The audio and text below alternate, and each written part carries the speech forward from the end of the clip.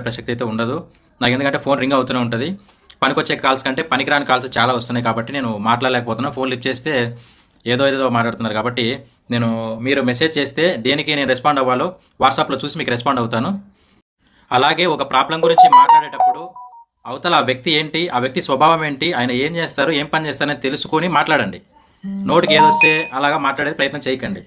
ఎక్కడికి వెళ్ళినా, ఏ ఊరికి వెళ్ళినా ధర్మబద్ధంగా ఉండేవాడికి, నిజాయితీగా ఉండేవాడికి సపోర్ట్ ఉంటుందని గుర్తుంచుకోండి.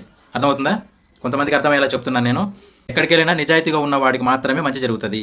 అన్యాయం చేసేవాడు, దొంగతనాలు చేసేవాడు, దోపిడీలు చేసేవాడు, నీకు బ్యాక్గ్రౌండ్లో ఎంత సపోర్ట్ ఉన్నా నువ్వు చేసే దొంగ పని అయితే నీకు ఎవరు సపోర్ట్ చేయడు, గుర్తుంచుకో.